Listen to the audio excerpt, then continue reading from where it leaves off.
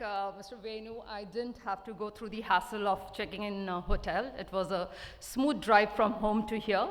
But the first thing that really, struck me when I reached the venue was that it's been a long time since I've seen so many marketers in the same room. And while I was, sure.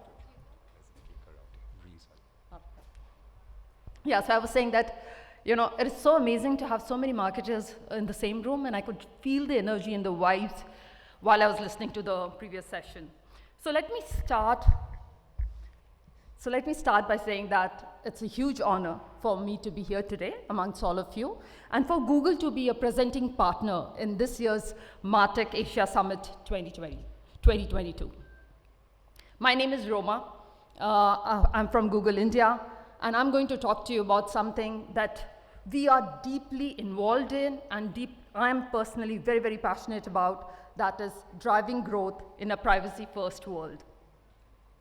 Now, we are all witnessing so many announcements, so many changes when it comes to the privacy ecosystem, whether it's globally, in APAC, or in India. And I'm sure, like me, many of you have a lot of questions on your mind, such as, what does all this mean for you as a marketer? What does it mean for our industry? And I'm sure some of you are already thinking about the future. Once all of this is implemented, what will be the impact on our businesses? So the objective of this session is to take a step forward in understanding all these changes better, and also to understand what role can we play in all of this. I want to start by giving you a little context on privacy, talk about why it has become a vital topic in India, and most importantly, talk about what can we as marketers do today to be more ready for the changes that's coming our way. All right, so the importance of building really great relationships predates the internet. These lights are like really blocking my view. I can't see you, but I'm hoping I'm clearly audible. And the relationship between marketers and users is really built on trust. In the last few years, we've seen this huge surge in internet usage, and with that, we know that the consumers have a lot of questions on their mind.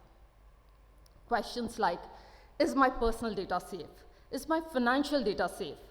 Are my kids safe? I have 2 boys, they are teenagers, they obviously spend a lot of time online, and really the third one resonates with me. I'm constantly worried about their safety online. And of course, there have been so many of these high-profile data user breaches in the recent times, which obviously leads to higher skepticism or distrust in the mind of the consumers. Okay, the previous slide. Okay, sure.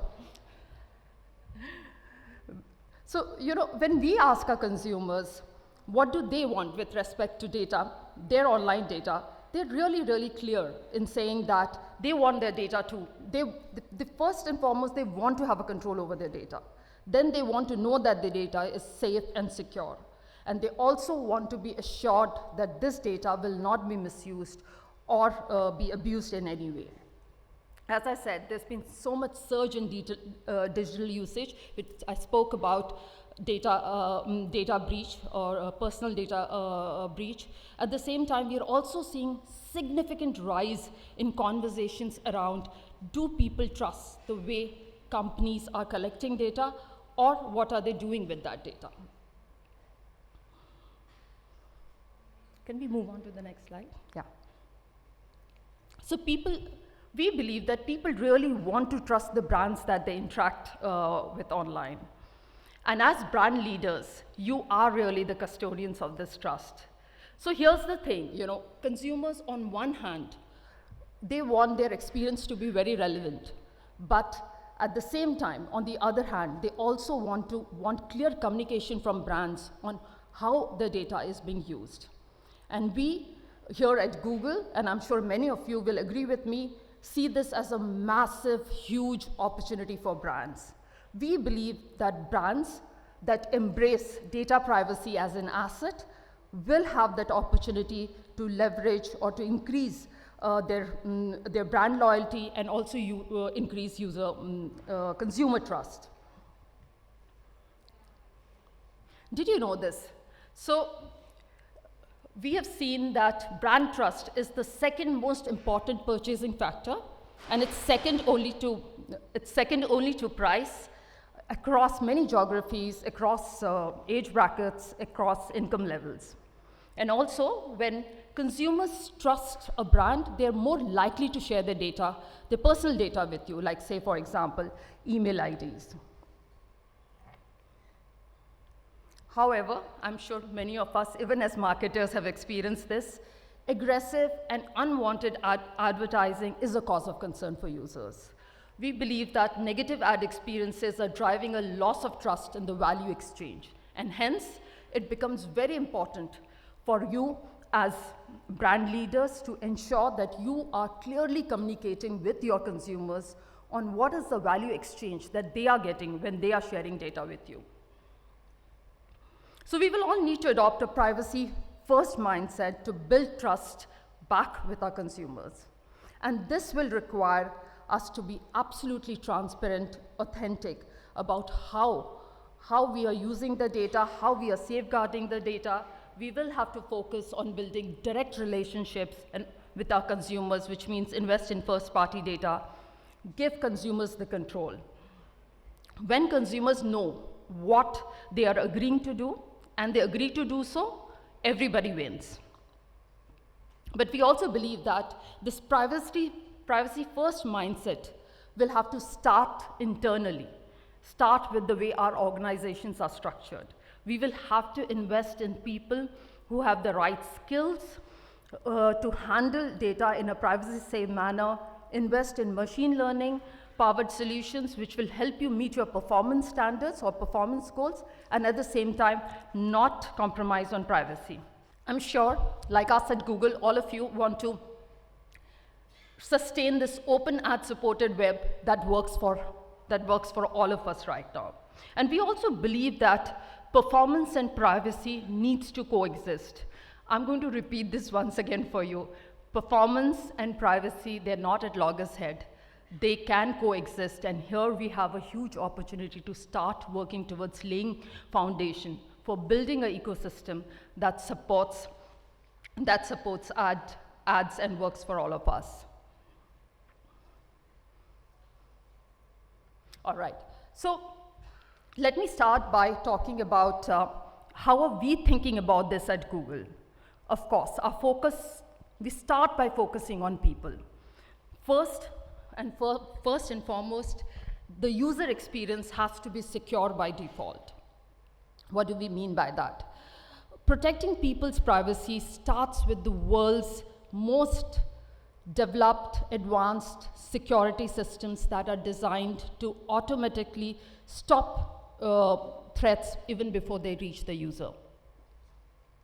Next, it has to be private by design. At Google, we treat people's personal information with a lot of responsibility by protecting it, by following strict protocols and investing in innovating privacy practices and technologies. I can give you an example of this. So at Google, it's our strict policy to never to sell consumer data to anyone. And we never use sensitive information like, say, information with respect to health, religion, for personalizing data. It's absolutely out of limits. We just can't do that. And finally, it is about giving the control to the consumer. And I can again give you very simple examples of that by making giving simple options in setting to the consumers, like auto delete of data, or I don't know if some of you have used this, you can or know this, that you can opt out of personalized ads. We are giving control back to the user. So the user or the consumer can decide what data they want to save, what data they want to delete across web and the apps that they download. So when we focus on people and do right by the people from a privacy perspective, we believe that we can enable an ad-supported, open web that will work for everyone. And when I say everyone, we really believe that a web that is safer for people, consumers, supports publishers, and creates really strong businesses. At the same time, we also recognize that different organizations are approaching this question of how to be ready for a privacy-first world in different ways. So there are organizations who have unilaterally blocked third-party cookies, and they are investing in alternate privacy solutions. Then there are other organizations who are building alternative identity-based solutions. Let me tell you, at Google, we strongly believe that these kind of solutions, which are identity-based, are not going to be able to meet the growing demand of consumers or the regulators in the years to come.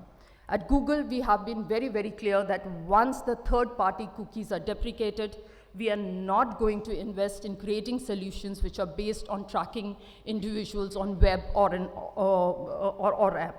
app. Now, so what is Google's approach? So Google's approach towards privacy has been to develop new technologies that will solve for consumer privacy online. And we want to do this in close partnership with the industry. We believe that the technological innovations that are happening right now, such as the advances that we are making in data aggregation, in data anonymization, and other privacy-preserving technologies, they are going to be really the tools that will shape the future of privacy. So when it comes to Google, Google ad privacy strategy, we rest on these 3 pillars. I'm hoping you have seen these pillars before. So the first one is obvious, first-party data solutions and infrastructure. When we say machine learning, it includes modeling and automation. And thirdly, I will talk to you a little bit about privacy sandbox. Now, why do we want to invest in these 3 areas? Let me talk about the first-party data first. We really believe that responsibly collecting the first-party data of your consumer is going to be the strongest foundation for marketers in the future. And we want to help you use this data, optimize this data, analyze this data better so that you can make more out of your first-party data. Now, we have 3 recommendations for you. And the first one is you need to be really, really clear why you are collecting the data and what data you are collecting. We have observed that a lot of first-party data that companies and organizations have, they neither use it or they need it. Always remember that the data that does not exist cannot be hacked. And this is called data minimization, something that we are really focused on at Google. In fact, there's a recent study that was done by Deloitte, India, and Omidyar, where the respondents said that they don't even end up using nothing more than 5 to 20% of the data that they collect. So can you imagine the extra data and the risk of carrying that extra data with you? The second recommendation that I have for you with respect to first-party data is that it's very important to clearly communicate with your consumers. I mentioned that before as well, as to why you are collecting this data, and also tell them the benefit. What are they going to get in return of sharing this data with you? They will be more likely to share data with you. And finally, once you get this data from your consumers, from your users, it is important, firstly, to keep it safe. Secondly, to convey it to them that it is safe, and also inform them about how you are using it. Let's talk about machine learning. Now, I know machine learning, we hear it it's become a part of day-to-day life. We do believe that machine learning will help marketers do much more with less. And when I say less, I mean less data. So moving on to privacy. I just want to check how many of you have heard about privacy sandbox. If you can just raise your hand just for me to get a sense. Okay. Oh, that's like, we need to do a better job of talking about privacy for sure. Okay, so let me make it really simple for this audience. And I'm really going to urge you to go back and look for privacy sandbox on the internet. It's very, very relevant for us today, for all of us. To put it simply, Privacy Sandbox is an initiative by Google in collaboration with the industry. So this is not something that we are doing on our own. It is in partnership with the entire industry. And the idea is to focus or invest in building privacy-preserving technologies that will help save the privacy of our consumers online. So the objective of Privacy Sandbox is to create alternatives to the viable use cases of third party, like it could be targeting, it could be measurement, it could be fraud prevention. I also want to say that the principles on which Privacy Sandbox is being built, it is very different from solutions which are based on identifiers. And our idea is not to go back or recreate the past. So it's very different. We're not talking about tracking people on web anymore. The cookies are here for some time. However, once these cookies go, we are not going to have identifiers, and hence the focus has been in developing technologies through working with partners in the ecosystem that will not be identifier based. We've also recently, so has anybody in this room heard about the Android sandbox, since there weren't too many people for the Chrome sandbox? All right. So this is also something that we've announced very, very recently. And again, when we talk about Android, the approach is similar to Chrome. The whole idea is to ensure that in-app advertising is also privacy safe. And we're doing this because we believe that privacy is a right that is available wherever you are and whichever kind of device that you're using, and hence both web and app needs to work simultaneously on this. I'm saying it again, please do go out and check on Privacy Sandbox for Chrome as well as Android.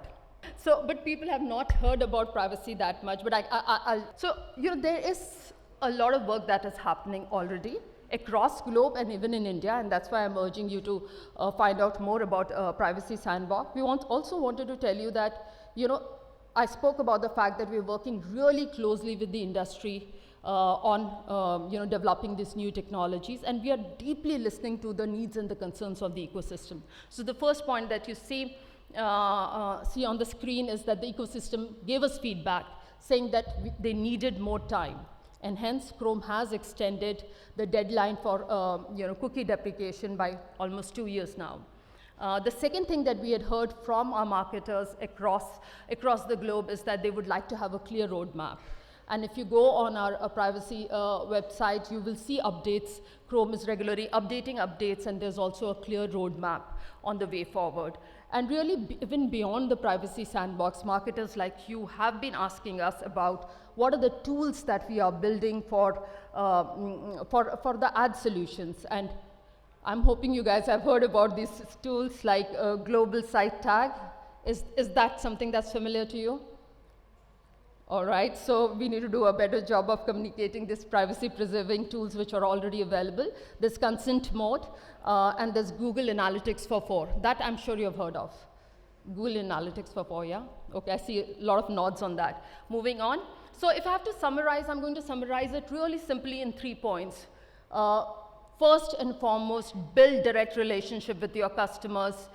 Of course, this is based on collecting first-party data, and it has to be collected responsibly, which means with consent. Second is that all of us need to focus on our measurement and ensure that the measurement is accurate, it is flexible, it is actionable, and this can be done by really leaning on, and I think there's a typo on the slide, we meant leaning on and not learning on machine learning. And thirdly, drive customer objectives by keeping your ads relevant by using automation. All right, so I'm going to wrap up with this. I'm sure all of you in this room agree. Building user trust takes a lot of time. It takes a lot of effort, but it is the key to future-proofing your growth. So we are, at this point, really looking at a new future of advertising. Do go back, spend some time on this. This is coming. It is here.